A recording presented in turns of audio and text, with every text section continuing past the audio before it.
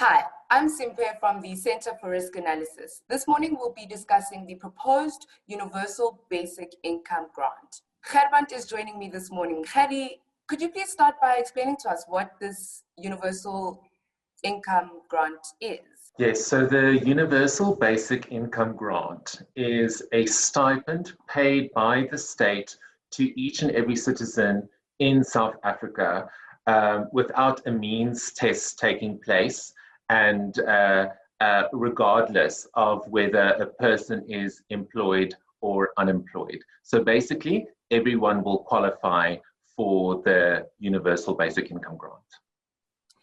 So, Gerry, given that we already have about 18 million grants as is a Universal Basic Income Grant a good idea?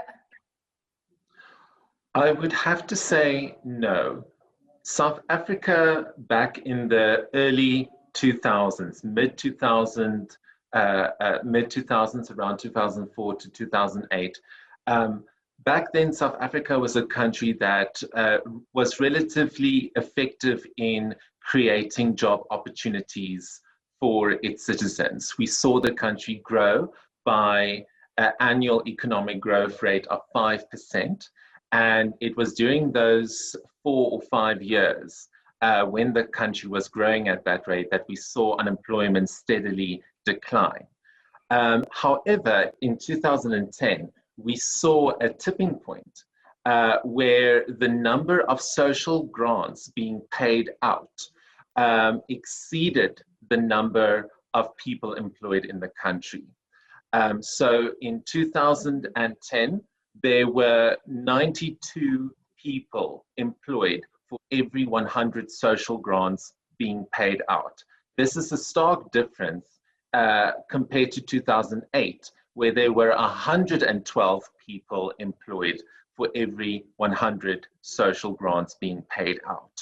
So the point that I'm trying to make is that we've reached a stage where we are seeing more social grant beneficiaries added to the country's welfare tab, whereas the country's ability to create an environment for job growth has stagnated and in the last few years started to deteriorate. And what we've also seen with this lockdown is that the government has put in measures to mitigate the economic impact of the lockdown, and that included topping up existing social grants, which is already a very expensive endeavor given the country's current financial state. I mean, we are currently junk status. We also in a previously video discussed the huge number of wealthy South African citizens leaving the country and taking their money with them. In other words, there's less tax revenue for the government to play with. And so we only have a handful of taxpayers basically carrying the whole population. And, you know, some government officials have said that implementing the Universal Basic Income Grant will require further tax increases. And that's not something that's very feasible at the moment. Dawie Ruud, one of the country's top economists, outlined in detail why this is not financially viable for the country to consider this approach.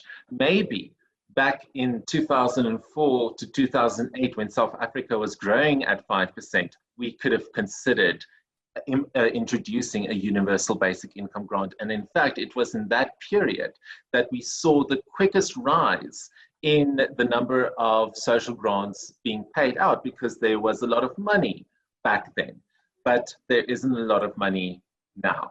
And so the answer is no. Implementing a Universal Basic Income Grant is not the right path for South Africa at the moment. Gerry, in light of your response then, what should South Africa be doing to lower dependence on social grants? Yes, so I think we should start getting South Africa back as a country that is effective in creating jobs rather than creating social grant beneficiaries. And so this will require some very tough and possibly politically unpopular decisions. And I'm, of course, speaking of much needed labor reforms, such as pricing people into work. So in other words, making labor in the country more affordable. That will require removing or lowering the national minimum wage, creating an environment where small businesses can thrive. Because at the moment, we only have an environment where big companies can survive because they have the means to adopt the very onerous and strict labor market regulations that the government imposes. And in fact, the government is once again considering a draft bill to further regulate the private sector. So we need to remove as many regulations as we can to free up the market and to make it easier for businesses to thrive and therefore be more willing to employ people. And of course, the education system. We have one of the worst education systems in the world. Our quality in maths and science every year ranks at the bottom of the pile compared to other countries. So we need some serious measures to improve the country's education system. So it's not just the middle class that benefits from private education that are able to secure well-paying jobs.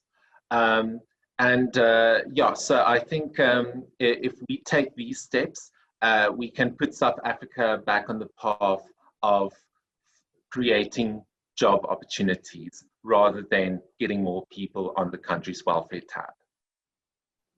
Thank you, Khari. That was very insightful. We look forward to having you again on the channel. Thank you very much, Simpe. Thank you for watching. If you enjoyed this video, please make sure you give it a like and don't forget to subscribe to the channel. If you haven't already, you can sign up for our 30-day free trial, which gives you access to our exclusive client briefings, reports, and weekly risk alerts. For more information, you can follow the link in the description box below.